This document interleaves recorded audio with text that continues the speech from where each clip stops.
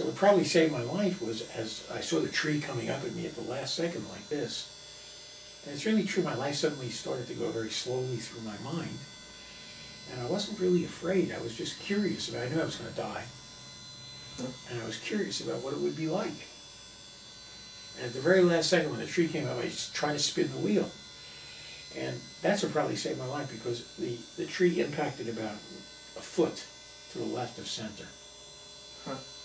And so that meant that some of the force of the impact, instead of just coming to a dead stop, kind of spun off. Spun around. And that also saved my life because it threw the door open and it threw me out of the car, which we think is a bad thing in an accident. Did they have seatbelts? There were no seatbelts those days. Thank God. See? Well, that's because of that crazy construction of that car. If you're riding in the coffin car, you don't want a seatbelt. Other cars, you do. Exactly. Yeah. And so what happened was that the motor got pushed underneath the steering wheel. The gas pedal ended up at the dashboard. There was like no room for me. You would have gotten crushed? I would have gotten crushed. Yeah. And I was only 26 at the time. So, 24, not even 26. And so I got flung out of the car and I was unconscious. I didn't know my neck was broken. Yeah, you broke your neck? I broke my neck, didn't know that. Huh. Broke my ankle, didn't know that. My nose got turned inside out. And I was really a mess when they brought me to the Army Hospital. This is a very interesting story because some French guy was driving in the other direction. He had a weekend house on the Loire River, which is where Orléans is, further down the river. And he had a son with him. He was about 12 years old. And he said, later he said he saw these lights go dancing and then suddenly go dark. And when he got to the area, he saw this demolished tree all over the road. So he figured something must have happened and he stopped. And he found the car. The engine was still steaming. Door was open. Nobody was in there. So they started looking around for me, which is very lucky because it was below freezing. And they found me about 50 feet from the car, and I was unconscious. And I was bleeding like crazy from my leg because I think my back of my calf got caught in the door handle. Oh, and it kind of like just ripped this upside down U-shaped flap of skin. And by some miracle, it missed every major artery and nerve in the leg. And so I've got a big scar here, but I'm still able to walk fine. Anyway, they took me, this Frenchman picked me up by my neck, by my shoulders, you know, and by my ankles. So one ankle was sprained, like almost like right ankle, and the other one was broken. And my neck was broken, so the whole combination of things when they picked me up woke me up. And I kept starting to say, they told me later on, I'm an American officer, take me to the Army hospital, what time is it?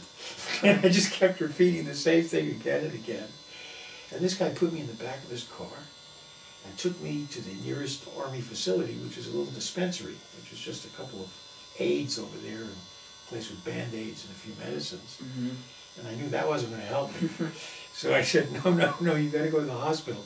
It was a few miles further. And they took me there. And then I remember them putting me on a stretcher, and the door opened in the hospital, and there I see the doctor on duty, who's a dermatologist, the skin doctor.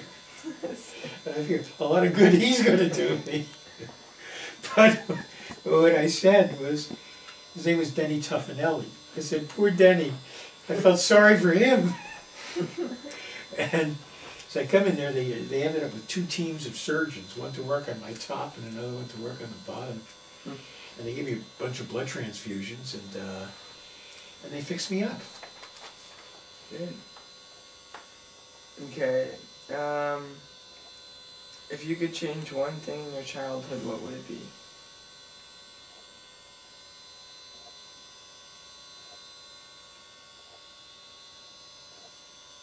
It's a funny question to ask because, you know, your childhood is your childhood. Yeah. And it's all, you know, a together-like thing. I don't remember any one thing that I would think, gee, if that were different, my life would be totally different or something like that. It kind of all hung together. I haven't had a bad life. What about kicking the maid? You kicked a maid? Well, yeah, I guess so. That is a funny story. I was about 4. Mm-hmm. And we had this maid. It was this big, fat, black lady with a butt that just kind of wobbled like this.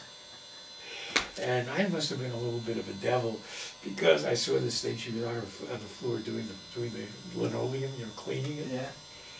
And apparently what happened was I started about 2 rooms away and went flying forward and drop kicked her on the butt. And my mother became totally furious. And she broke my favorite toy. She was really mean. I mean, I remember it was like a whole elaborate cutout farm. Where you put these pieces together with barns and animals and stuff like that. She just tore it to shreds. So I still remember that, so that must have been pretty. I would have preferred that not happen. I think that's a good point.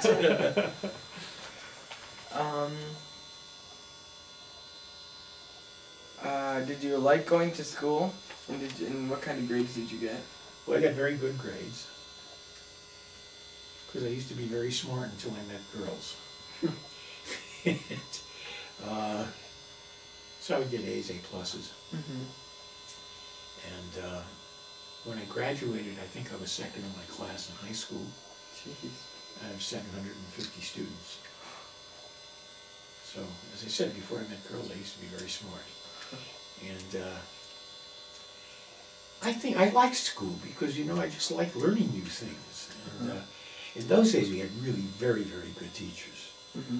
Some of them were strict.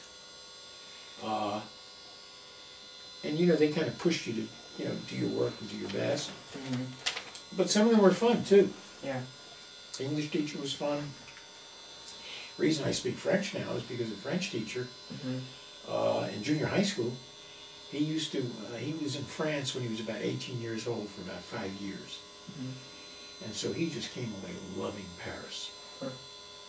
So the way he taught French was kind of told jokes, stories. Mm-hmm. He promoted romances with the kids. And he just, he told things that were a little borderline, like teachers shouldn't tell. Yeah.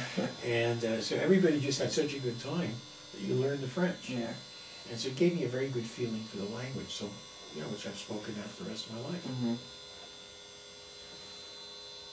Why did you choose to be a doctor?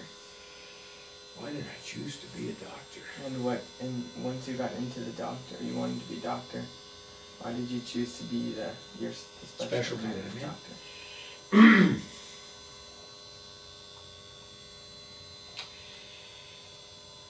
I suppose it has something to do with was a Dr. Klepper, who was a very, very close friend of our family. Mm-hmm. And what he did seemed to be a good thing to do, important. And everybody seemed to respect him a lot. Mm-hmm. And that was a very appealing thing. Also, it seemed extremely interesting, just all these sicknesses, injuries, fixing everything up. Yeah. So it seemed very challenging. Mm-hmm. So I think those were the things that really largely led me in that direction. Once I got into my medical training,